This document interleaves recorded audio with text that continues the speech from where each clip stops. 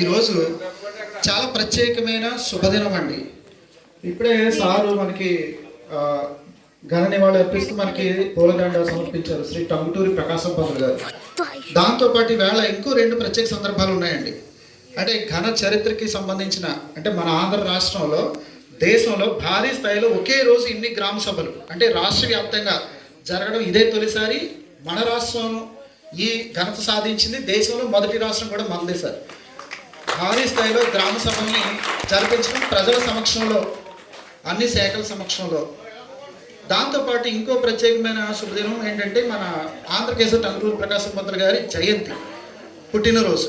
దాంతోపాటు మన దేశవ్యాప్తంగా ఇంకో సంబరం చేసుకుంటున్నామండి. ఈరోజు ఏంటంటే నేషనల్ స్పేస్ డే, జాతీయ అంతరిక్ష దినోత్సవం.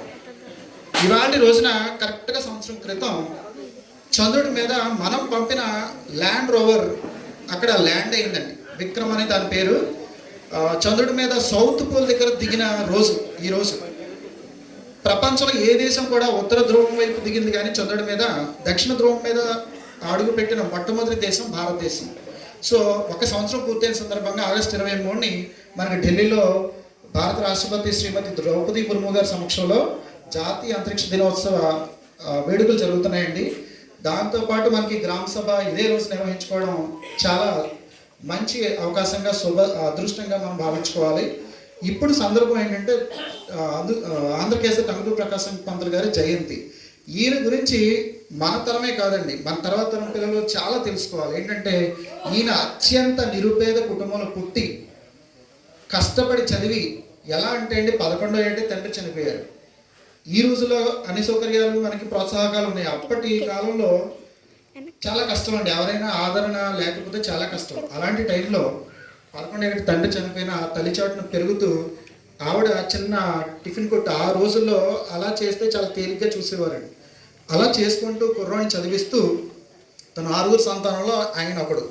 ఆ తర్వాత కొంచెం హై స్కూల్ స్థాయికి వచ్చేసరికి వారాలు అంటే ఇంటి దగ్గర గడవక, తల్లి చూసుకోలేక, ఆరోగ్యం బాగోక ఊళ్ళో పెద్దల దగ్గర శుక్రవారం ఒక్కరింటి దగ్గర, మంగళవారం ఒక్కళ్ళింటి దగ్గర, బుధవారం ఒక్కళ్ళింటి దగ్గర, అలా వారాలు 7 రోజులు కూడా ఒక్కొక్కళ్ళ ఇంటి దగ్గర భోజనం చేస్తూ కష్టపడి చదువుకున్నాడు.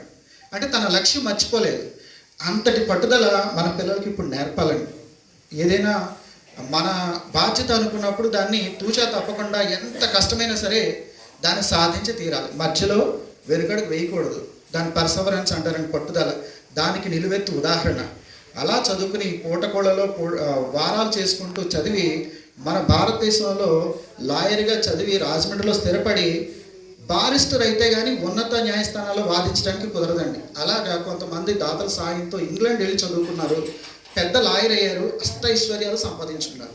ఇంకా మన రాష్ట్రంలో అంత ధనవంతుడు ఉండడేమో అన్నట్టుగా ఐశ్వర్యం సంపాదించారు. ఆ తర్వాత స్వాతంత్రోద్యమ ఆ పోరాటంలో గాంధీ గారి స్ఫూర్తితో, పొట్టి శ్రీరాములు గారి స్ఫూర్తితో తన యావత్ ఆస్తిని, ఐశ్వర్యాన్ని తృణప్రాయంగా అంటే గట్టి పరకల స్వాతంత్రోద్యమానికి ధారాదత్తం చేసిన మహనీయుడు పొట్టి శ్రీరాములు గారికి కుడి భుజంగా మెలుగుతూ ఆంధ్ర రాష్ట్ర సాధన, అంటే భారత స్వాతంత్రోద్యమం జరిగిన తర్వాత, స్వాతంత్రం సంపాదించిన తర్వాత మనకు ఇంకో లోటు ఉండిపోయిందండి. అప్పటికి మనం ద్వితీయ పౌరుల్లో మద్రాసు రాష్ట్రంలో కలిసి ఉండేవాళ్ళం. వాళ్ళు అన్ని సౌకర్యాలు, అవకాశాలు, పదవులు, చదువు, విద్య ఇవన్నీ కూడా, ఆఫీసుల్లో ఉద్యోగాలు కూడా మద్రాసు తమిళులకి ఎక్కువగా ఉండేవి. తెలుగు వారిని చాలా తక్కువగా చూసేవారు, అవకాశాలు ఉండేవి కదా. అలాంటి సందర్భంలో ప్రత్యేక ఆంధ్ర రాష్ట్రం కోసం పొట్టి శ్రీరాములు గారితో కలిసి పోరాడి 1953 అక్టోబర్ 1న మనకు ఆంధ్ర రాష్ట్రం సాధించి పెట్టారు ఆయన. అందుకు గుర్తుగా ఆయన మొట్టమొదటి ఆంధ్ర రాష్ట్రానికి తొలి ముఖ్యమంత్రి ఆయన. కర్నూలు రాజధానిగా ఆయన ముఖ్యమంత్రిగా 13 నెలలే చేశారండి. కానీ 13 నెలలు చేసినా ఎవరూ చేయలేనంత మంచి పనులు. అంటే ఆ కాలంలో అప్పటికప్పుడు చాలా సమస్యలు ఉన్నాయి. గుంటూరులో హైకోర్టు కానివ్వండి, తిరుపతిలో ఎస్వి యూనివర్సిటీ కానివ్వండి, ఇలా ఇంకా చాలా ఉన్నాయండి మనకి. అవి మనకి పిల్లలకి మేము ఎప్పటికప్పుడు చెప్తూ ఉంటాం. ఆయన విద్యార్థులకే కాదండి, మనకి, మన తరానికి, తర్వాత తరాలు అందరికీ కూడా ఏ స్థానాల్లో ఉన్నా సరే, అధికారులకి, రాజకీయ నాయకులకి, ఎవరికైనా సరే, యువతకి ముఖ్యంగా ఆయన మార్గదర్శి. ఆయన ఆదర్శాలు మనం పుణికిపుచ్చుకుంటే, ఆ పట్టుదల మనం నిలబెట్టుకుంటే ఎంతైనా సాధించవచ్చండి. చివరికి మొత్తం తనకి దగ్గర ₹1 చిల్లిగా అవ్వలేకుండా దేశానికి, రాష్ట్రానికి ధారపోసిన ఘననీయుడు. అలాగే ఈయన ఆంధ్ర కేసరి అని ఎందుకంటారని చిన్నపిల్లలకి కొంచెం డౌట్ కూడా ఉండొచ్చండి. కేసరి అంటే మన తెలుగు వాళ్ళలో ఆయన సింహం లాంటి వాడు. ఎందుకంటే అండి మద్రాసులో సైమన్ కమిషన్ ఒకటి వచ్చినప్పుడు బ్రిటిష్ వాళ్ళు పంపించినప్పుడు దాని గో బ్యాక్ అనే ఉద్యమం జరిగింది. అందులో పిట్టలు కాల్చినట్టు ఒకళ్ళిద్దరిని అక్కడ కాల్చడం మొదలుపెట్టారు తుపాకీతో బ్రిటిష్ మిలిటరీ. అప్పుడు ఒక డెడ్ బాడీ అక్కడ పడి ఉంది సెంటర్లో, జంక్షన్లో, మానవహారంలో. ఎవరైనా టచ్ చేస్తే వాళ్ళు కూడా చంపేస్తామని బ్రిటిష్ వాళ్ళు బెదిరించారు. ఆ టైంలో అందరూ వెనకడిగేస్తుంటే ఎవరొకరు ముందు మొదటడుగు వేయాలి కాబట్టి ప్రకాశం పంతులు గారు ముందుకెళ్ళి చొక్కా విప్పి దమ్ముంటి కాల్చుకుంటారా, నా గొంతు చూపిస్తాను అని, నాతో అయిపోయింది అనుకుంటున్నారేమో పోరాటం, నన్ను కాల్చగానే నా వెనక లక్షలాది మంది కోట్లాది మంది ఉంటారు జాగ్రత్త అని సింహంలా గర్జించేసరికి, అయితే ఈ పోరాటం ఒకళ్ళిద్దరిని చంపితే ఇదేమీ అణిచివేతకి గురయ్యేది కాదు, ఇంకా ఎదురు తిరుగుతారు, ఇంకా పెద్దగా ఉద్యమం జరుగుతుందని అక్కడ వాళ్ళే వెనక్కి తగ్గారు.